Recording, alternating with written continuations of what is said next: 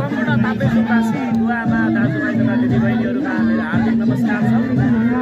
यसपालिको फागुन 21 गते हुने प्रतिनिधि सभाको निर्वाचनको लागि नेपाली कम्युनिस्ट पार्टीको उम्मेदवार ताप्लेजुङको तर्फबाट कमरेड खेलप्रसाद बुढाछेत्रीलाई यहाँको अमूल्य मत दिएर चुनाव चिन्ह तारामा मतदान गरेर उहाँलाई अत्यधिक बहुमतले विजयी गरिदिनको निम्ति म हार्दिक अनुरोध गर्न चाहन्छु, आग्रह गर्न चाहन्छु। ताप्लेजुङ जिल्लाको भविष्यको लागि, ताप्लेजुङ जिल्लाको समृद्धिको लागि र ताप्लेजुङ जिल्लालाई एउटा विकासको एउटा अब्बल दर्जामा पुर्याउनको निम्ति चाहिँ कमरेड खेलप्रसाद बुढाछेत्रीको चाहिँ भूमिका अत्यन्तै महत्त्वपूर्ण हुनेछ र उहाँलाई एउटा अवसर दिनुहुनेछ।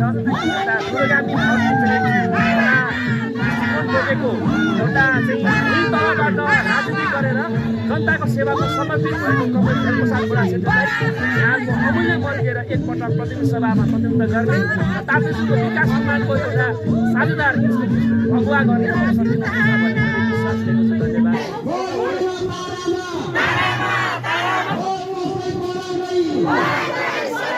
उपस्थित सम्पूर्ण कमरेडहरू, आज हामी यो ऐतिहासिक रूपमा हुन गइरहेको फागुन 21 गतेको प्रतिनिधि सभा निर्वाचनको लागि प्रत्यक्षतर्फको उम्मेदवारी दर्ता मनन दर्ता गर्ने कार्यक्रममा हामी उपस्थित भएका छौँ र आजको दिन ताप्लेजुङमा एउटा नयाँ इतिहास रचिँदैछ।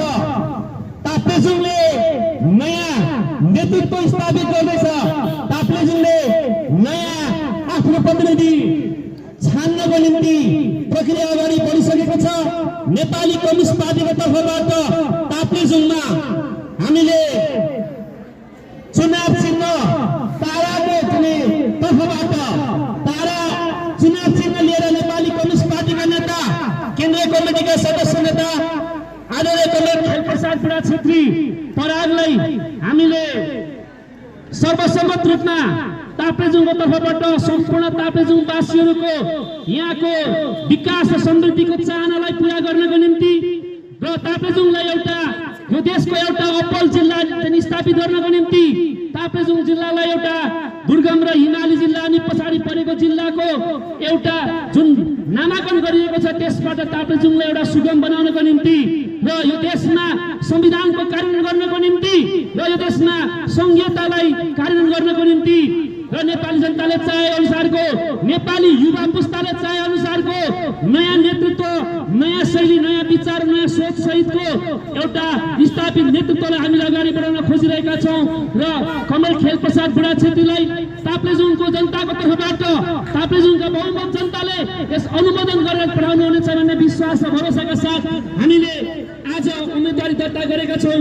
भलो लाग्छ ताप्लेजुङका सबै जिल्लाका नागरिकहरूले, सबैका जात जाति भाषा क्षेत्र समुदायका जनताले, उत्पीडित वर्ग समुदायका जनताले, ताप्लेजुङका दूरदराजमा भएका सबै सचेत नागरिकहरूले यो पटक नेपाली कम्युनिस्ट पार्टीका उम्मेदवार कमरेड खेलप्रसाद बुढाछेत्री परागलाई प्रत्यक्ष तर्फमा र समानुपातिक तर्फमा कमरेड रामचन्द्र प्रमुख, कमरेड आरसीलाई तपाईहरूले अत्यधिक बहुमतले जिताइदिनु हुनेछ भन्ने विश्वास लिएका छौँ हामीले र तपाईहरूको घर दैलोमा, घर आँगनमा तपाईँसँग छलफल गर्न, तपाईँसँग संवाद गर्न हामी आउने नै छौँ। मलाई लाग्छ यो जिल्लालाई एउटा आजसम्म धेरैजना प्रतिनिधिहरू छानेर पठाइयो, धेरैजना उम्मेदवारहरूलाई यहाँका जनताले आफ्नो अमूल्य मत दिएर पठाए, तर त्यसले आजसम्म कुनै पनि उम्मेदवारले ताप्लेजुङको जनताको भविष्यको निम्ति, ताप्लेजुङको जनताको दुःखमा, ताप्लेजुङको जनताको चाहना अनुसार कुनै पनि काम गर्न सकेन। त्यसतर्फ तपाईँहरू सबै सचेत हुनुहुनेछ भन्ने हामीले विश्वास लिएका छौँ र यो तर्फ जसले एउटा भुइँ तहबाट, जसले एउटा तल आधारभूत वर्गको तर्फबाट जन्मिएर यो देशको, यो जिल्लाको सबै क्षेत्रमा, सबै गाउँमा, टोलमा पुगेर जनताको दुःख सुखमा साथ दिने कमरेड खेलप्रसाद बुढाछेत्री, जसले ताप्लेजुङको चाहे त्यो कोलाङचोकोला किन नहोस्, चाहे त यामफुटिन किन नहोस्, चाहे चाहिँ लिङखिमको सीमा किन नहोस्, चाहे तमोर खोला नहोस् किन नहोस्, चाहे मिकवा खोला किन नहोस्, चाहे आख्याईदेखि मया खोला, यी सबै क्षेत्रहरूमा याङवरकदेखि सिडिङमा र सिजङ्गाका सबै ठाउँहरूमा कुना कुनामा पुगेर त्यहाँको जनतासँग साक्षात्कार गरेर जनताको भावना, जनताको एउटा चाहना बुझेको, जनताको दुःख बुझेको एउटा सक्षम, एउटा क्रियाशील, एउटा सक्रिय जनता ताप्लेजुङको एउटा भूगोलमा जन्मेको एउटा नेतृत्व हामीले अगाडि बढाएका छौँ। मलाई लाग्छ त यो नेतृत्व हामीले सही ढङ्गले अगाडि बढाएका छौँ। यहाँको जनताको एउटा एकमात्र विकल्पको रूपमा हामीले अगाडि बढाइरहेका छौँ। त्यसर्थ ताप्लेजुङ जिल्लावासी सबै सचेत नागरिकहरू जसले आफ्नो अधिकारको सही ढङ्गले उपयोग गर्न सक्ने क्षमता राख्नुहुन्छ, उहाँहरू सबैले एकपटक कमरेड खेलप्रसाद बुढा छेत्रीलाई एकपटक हेर्नुहोस्। सबैलाई हेर्नुभयो, पटक पटक हेर्नुभयो, दुई चोटि दिनुभयो, तीन चोटिसम्म अवसर दिनुभयो। ताप्लेजुङमा खेलप्रसाद बुढा छेत्री कुनै व्यक्तिको, कुनै एउटा सांसदको छोरा होइन, कुनै एउटा मन्त्रीको चाहिँ एउटा सन्तान होइन, एउटा आधारभूत रूपमा एउटा किसानको चाहिँ जनताको छोरा भएको हुनाले तपाईँहरूले उहाँलाई पटक अवसर दिनुहुनेछ भन्ने हामीले विश्वास लिएका छौँ। यो सभालाई सम्बोधन गर्नको निम्ति आफ्नो प्रतिबद्धता जाहेर गर्नको निम्ति म नेपाली कम्युनिस्ट पार्टी ताप्लेजुङको तर्फबाट मात्रै होइन, सिङ्गो ताप्लेजुङवासीको एउटा साझा चाहिँ प्रतिनिधिको तर्फबाट, उम्मेदवारको तर्फबाट ताप्लेजुङ जिल्लावासीलाई सम्बोधन गरिदिनको निम्ति म कमरेड खेलप्रसाद बुढा छेत्री परागलाई म यो माइक्रोफोन हस्तान्तरण गर्न चाहन्छु। धन्यवाद। हाम्रो पार्टीका नेता, केन्द्रीय सदस्य, मया खोला गाउँपालिकाका अध्यक्ष कमरेड विजय प्रकाश ओनेम, हाम्रो पार्टीका केन्द्रीय तहका नेता साथीहरू, सबै तहका नेता साथीहरू, हामी सँगै उभिएको समानुपातिको उम्मेदवार कमरेड श्री रामचन्द्र पोम, ताप्लेजुङको तर्फबाट यहाँ समानुपातिकमा पर्नुभएको यही ताप्लेजुङका बासिन्दा हाम्रो भरत श्रेष्ठ जो अहिले यहाँ उपस्थित हुनुहुन्न, उहाँ काठमाडौँ हुनुहुन्छ। रङ्गदूत खोयाङ, उहाँ डुम्रिसी निवासी हो, अहिले उहाँ काठमाडौँ हुनुहुन्छ। म सबै हामी जिल्लावासी उम्मेदवारको तर्फबाट यहाँहरू सबै सहभागी भएका नेता साथीहरू, कार्यकर्ता साथीहरू, यो बजारवासी, ताप्लेजुङ ठुली निवासी, सदरमुकाम निवासी बुबाआमा दाजुभाइ दिदीबहिनीहरू, ताप्लेजुङवासी बुबाआमा दाजुभाइ दिदीबहिनीहरू, सम्पूर्ण नेपालमा छरेर रहनुभएका नेपाली दाजुभाइ दिदीबहिनीहरू, विदेशी भूभागमा कार्यथलो बनाएर, कार्यक्षेत्र बनाएर काम गरिरहनुभएका सम्पूर्ण विदेशमा रहनुभएका नेपाली दाजुभाइ तथा दिदीबहिनीहरू सबैमा म यो चम्किलो रातो ताराको तर्फबाट नमस्कार, सेवारो, अभिवादन, थाफुल्ला, जजरोपा, तासिदले भन्न चाहन्छु। हामीले आज निर्वाचन कार्यालयमा गएर हाम्रो पार्टीको तर्फबाट तारा चिन्ह चुनाव भएको हाम्रो उम्मेदवार दर्ता गराएका छौँ। आजबाट हाम्रो औपचारिक हिसाबले निर्वाचन अगाडि बढेको छ र यहाँहरूको बिचमा म उभिएको छु। मलाई पार्टीले उम्मेदवारको रूपमा खटाएको छ र हाम्रो सम्पूर्ण जिल्लाको पार्टी जनसमुदायहरूले मलाई एकमतले निर्णय गरेर आजको दिनमा उम्मेदवारी जो घोषणा गर्ने ठाउँमा पुर्याउनु भयो। म ताप्लेजुङवासी जनता र यहाँको पार्टी र प्रतिपक्षी साथीहरूलाई पनि, सबै साथीहरूलाई पनि हार्दिक धन्यवाद दिन चाहन्छु। मैले यो उम्मेदवारीको सन्दर्भमा आउँदाखेरि मैले धेरै बुबाआमा दाजुभाइ दिदीबहिनीहरू, पार्टीभित्र र बाहिर प्रतिपक्षमा रहनुभएका साथीहरू सबैसँग मैले धेरै सुझाव सल्लाह लिएर यो उम्मेदवारी बन्ने निर्णय गरेँ र यसमा पार्टीले एकमतले सर्वसम्मति निर्णय गरेर मलाई उभ्याएको छ। 21 गते चुनाव छ, भोट हाल्ने दिन छ। यहाँहरू सबैले ताप्लेजुङमा मतदान गर्नुहुने, ताप्लेजुङ जिल्लाका सबै केन्द्रहरूमा, मतदान केन्द्रहरूमा गएर मतदान गर्नुहुने सम्पूर्ण बुबाआमा दाजुभाइ तथा दिदीबहिनीहरूले यो तारा चिन्हमा मतदान गरेर यसपटक मलाई विजय गराउनु हुनेछ भन्ने कुरामा म विश्वस्त छु, म ढुक्क छु। र सँगै समानुपातिकमा हामीले यहाँहरूले हाम्रो आरसी कमरेड लगायतका डङ्गोदोज कमरेड हाम्रो भरत कमरेड लगायतका कमरेडहरूलाई पनि जिताउनको लागि यहाँहरूले भूमिका खेल्नुहुनेछ भन्ने क्रममा म विश्वास गर्न चाहन्छु। म यहाँहरूको बिचमा चुनावी मैदानमा दोस्रो पटक उभिएको छु। 79 सालको प्रतिनिधि सभाको निर्वाचनमा म झिनो मतले पराजित भएको उम्मेदवार हो। जुन दिन म झिनो मतले पराजित भएँ त्यो दिनबाट म अर्को चुनावको तयारीको लागि भनेर म लागिरहेकै थिएँ। मलाई हारको महसुस भएको थिएन र म सकिरहने थिएँ। यहाँहरूको बिचमा म जनताकै घर दैलोमा आपद विपद पर्दाखेरि, बाढी पहिरो चल्दाखेरि, विकासका कुरा गर्दाखेरि, सामाजिक समस्या हुँदाखेरि हरेक कुरामा निरन्तर म यहाँ नै यहाँहरूको बिचमा यो तपाईँ सबैले देख्नुभएको कुरा हो। यसपटक म दोस्रो पटक यहाँहरूको बिचमा आएको छु र मेरो सङ्कल्प के छ भने म यहाँहरूको बिचमा दोस्रो पटक आउँदाखेरि तपाईँहरूले मलाई आफ्नो अमूल्य मत जाहेर गरेर, न्यायाधीश त अब तपाईँ जनता हो, तपाईँको फैसला मान्य हुन्छ, तपाईँको एकमत निर्णायक हुन्छ। त्यसैले तपाईँको एकमत यो तारा चिन्हमा जाहेर गरेर मलाई विजय गराउनुहोस्, म यो विनम्रतापूर्वक अनुरोध गर्छु।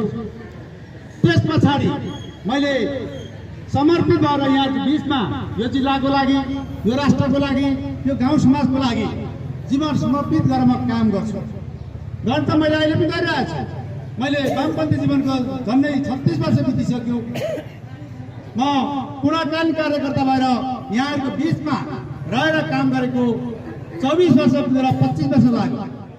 यो 24-25 वर्षको अनुभव मेरो जीवन यहाँहरूको बिचमा पार्टीको माध्यम मार्फत निरन्तर तपाईँहरूको सेवामा, जनताको सेवामा समर्पित भएको छु।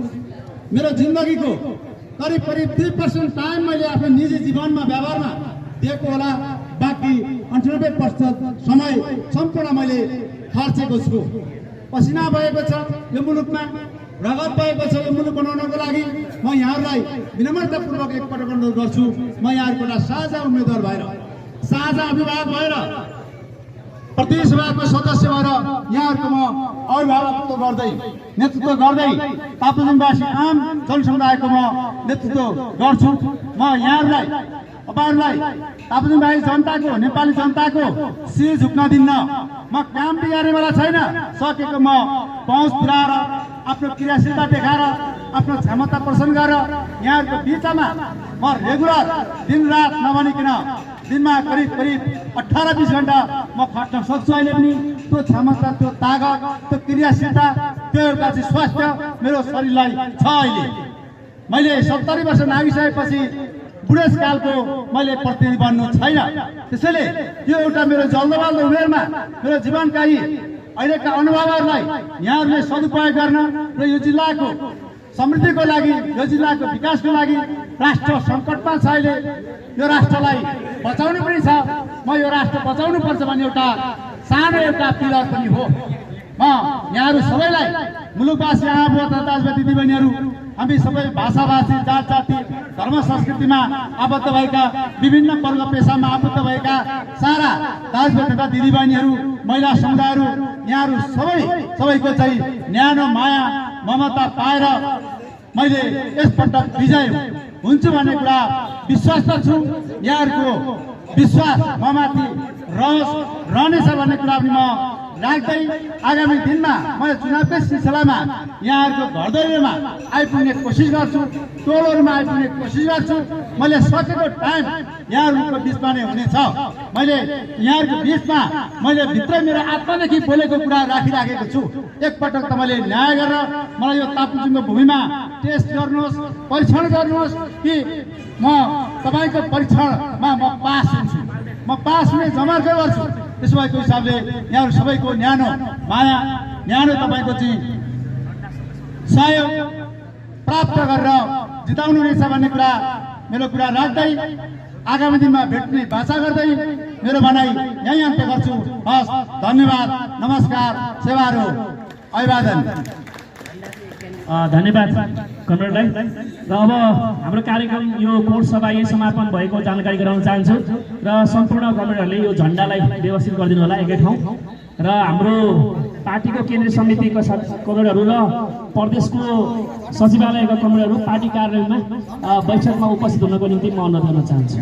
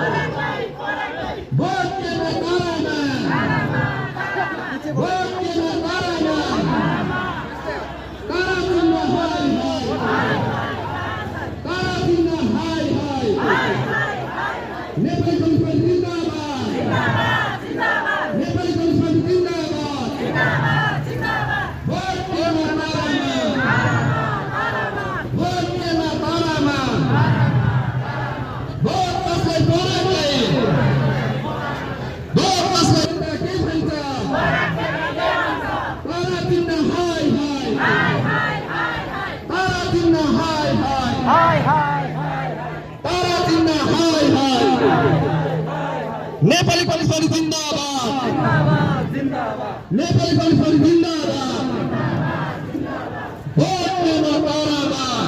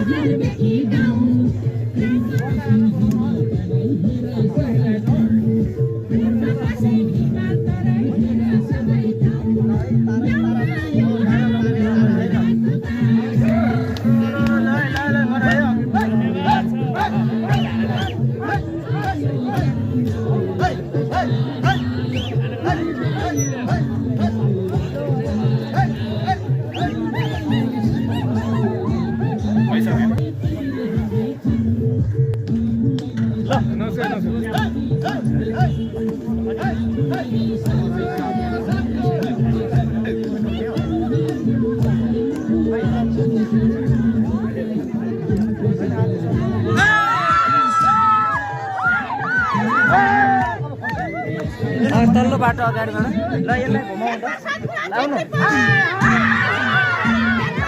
घुमाउँ घुमाउँ ल